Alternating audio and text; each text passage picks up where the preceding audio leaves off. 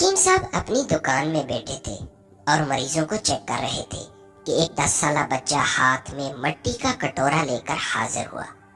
حکیم صاحب نے بچے سے پوچھا کہ بیٹا خیریت تو ہے نا، کیسے آنا ہوا اور یہ تمہارے ہاتھ میں کیا چیز ہے؟ بچے نے کہا کہ حکیم صاحب اماں نے آپ کے لیے کھیر بھجوائی ہے، وہی دینے کے لیے حاضر ہوا ہوں۔ حکیم صاحب بہت خوش ہوئے اور کہا کہ آپ کی ماں بہت نیک خاتون ہے جو اپنے پڑوسیوں کا بہت خیال رکھتی ہیں، اللہ انہیں اپنے حفظ و امان میں رکھے۔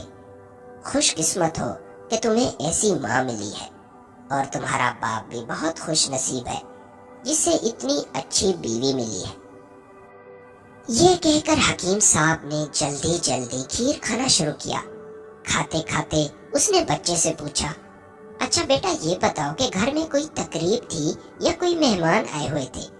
پوچھ اس لیے رہا ہوں کہ کیونکہ اس سے پہلے تمہاری ماں نے کبھی کھیر بھیجی نہیں تھی۔ بچے نے کہا حکیم صاحب ایسی کوئی بات نہیں، گھر میں نہ کوئی مہمان آئے تھے اور نہ ہی کوئی تقریب ہوئی تھی۔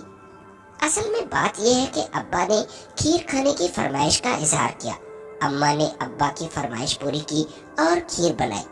کھیر بہت گرم تھا اس لیے امی نے باہر سین میں ٹھنڈا ہونے کے لیے رکھ دی۔ اچانک گھر کا پالتو کتا آیا اور کھیر کے برتن میں منہ ڈال دیا۔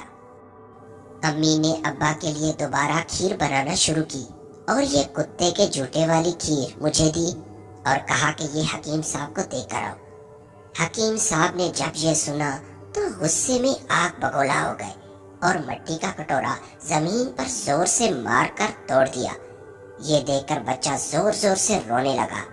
حکیم نے کہا چپ کر جہنمی عورت کے بچے، تمہاری ماں جیسی خبیث عورت میں نے کبھی نہیں دیکھی۔ ایک تو مجھے کتے کا جوٹا کھلا دیا، اوپر سے گلا پھاڑ پھاڑ کر رو بھی رہا ہے۔ چپ کر ورنہ ایسا ماروں گا کہ نانی یاد آ جائے گی۔ بچے نے روتے ہوئے کہا کہ رو تو میں اس لیے رہا ہوں کیونکہ آپ نے یہ کٹورا توڑ دیا ہے، اب امی مجھے مارے گی کیونکہ اسی کٹورے میں وہ منے کی پوٹی رکھ کر باہر پھینکتی تھی۔